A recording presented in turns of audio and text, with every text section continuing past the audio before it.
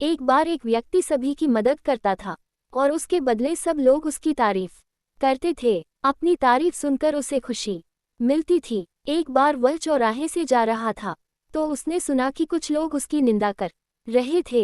वे कह रहे थे कि ये जो सबकी मदद करता है ये दिखावे के लिए ही करता है, इसमें जरूर इसका कोई स्वार्थ होगा। अपनी निंदा सुनते ही उसका मन व्यथित हो गया कि मैं सबकी कितनी मदद करता हूँ, लेकिन फिर भी लोग मेरी निंदा कर रहे हैं। इस जीवन का क्या लाभ?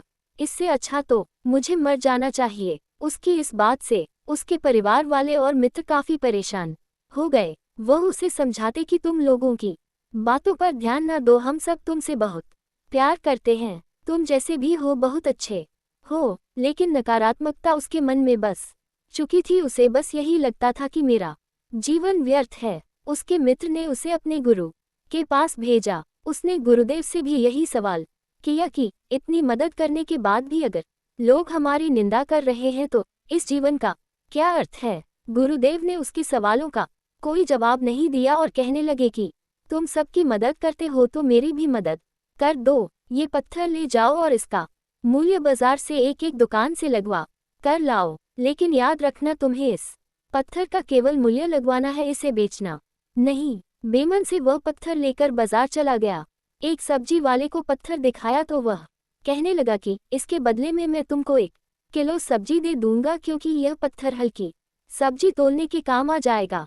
कुम्हार के पास गया तो वह कहने लगा कि मेरे पास तो आगे इतने कंकर पत्थर पड़े हैं, मैं इनका क्या करूंगा? बनिए के पास गया तो वह कहने लगा कि इसके बदले मैं तुम्हें कुछ राशन दे सकता हूँ। इसी तरह किसी ने पत्थर का मूल्य 1 सिक्का और किसी ने 2 सिक्के से ज्यादा नहीं डाला। सभी दुकानों पर जाने के पश्चात हो आखिर में वह एक जौहरी की दुकान पर गया और जौहरी को पत्थर दिखाया। जौहरी पत्थर देखते ही चकित रह गया। वह ध्यान से देखकर बोला कि इस पत्थर को खरीदने की मेरी औकात नहीं है। मेरी पूरी दुकान भी बिक जाए तो भी मैं ये पत्थर नहीं खरीद सकता।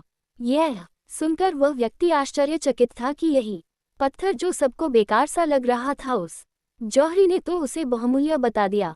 उसने सारी बात गुरुदेव को बताई। गुरुदेव कहने लगे कि वह जौहरी ठीक कह रहा था, इस पत्थर बहुमूल्य पत्थर है जो मुझे एक बार राजा ने दिया था। मैं बस तुम्हें यही समझाना चाहता था कि और तुम्हें अपनी कीमत की स्वयं पहचान करनी होगी। जैसे ये बहुमूल्य पत्थर बाकी सबके लिए बेकार था, इसकी कीमत केवल एक जौहरी ही पहचान पाया। बाकी सबके लिए ये पत्थर या तो व्यर्थ था या फिर उन्होंने इसका मूल्य बहुत कम आंका था।